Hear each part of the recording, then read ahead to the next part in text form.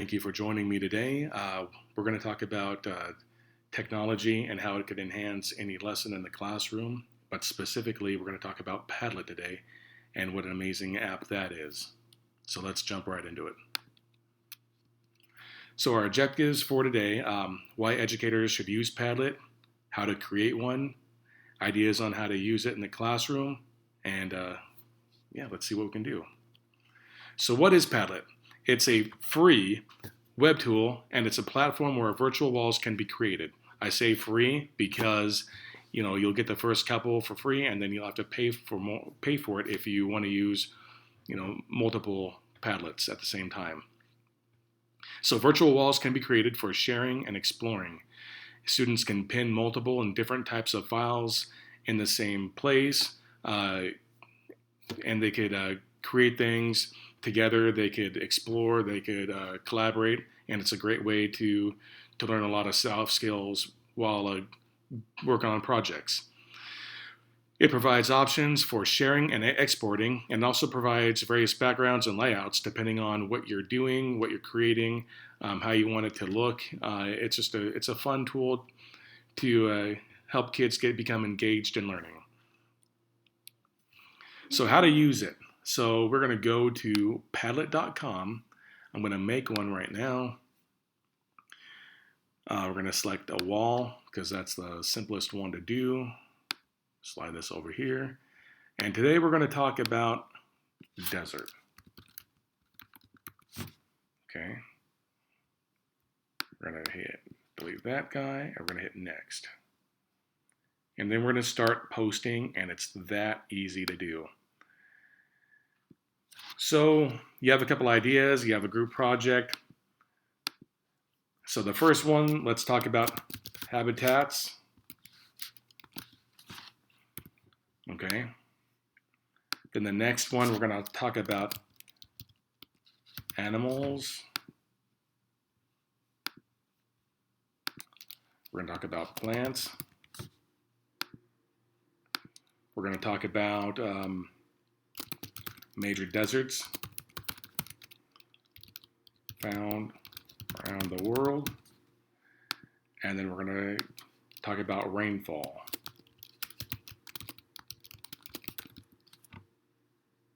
Okay, so we have 4 pins that you see that I just created really quickly. And in each pin, you could upload things, you could share links, you could snap pictures. If you need to link anything, use a Google Drive, GIFs, you could draw stuff, add a location to it if you need to, depending on if you're doing geography or whatnot. So this is a living, breathing document where kids can work together, they could collaborate, they could see what everyone is working on, for accountability purposes.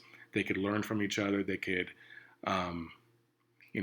go off each other's ideas and grow. And it's just a fun way to learn and explore and work together. And again, it's great for working on those soft skills that kids need to, interact with and get all that good stuff going too. And it's that easy to do. And again, it's a living, breathing document that you can maneuver as much as you like.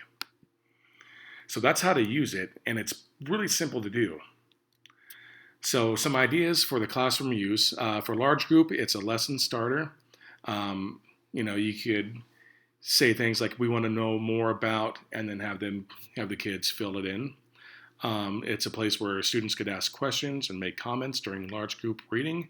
And a great way to use it for a large group is for exit tickets. Small group, I just explained how you could work on small projects, and it's a place to collect thoughts and kind of, again, build ideas off of each other. It's also a great way to share questions and hold a discussion in small groups as well if you want to do that. For the individual, you could answer a final question on a web quest, and you could make a digital newspaper. You could make a digital portfolio, get all of your collections of works onto one place, and it's a great way to organize your thoughts and your paperwork like that as well. So there's no limit to what Padlet can do, and again, it's a great way to have kids interact with each other, It's a fun way to learn, to grow, and it gets kids excited about education, which is a positive thing.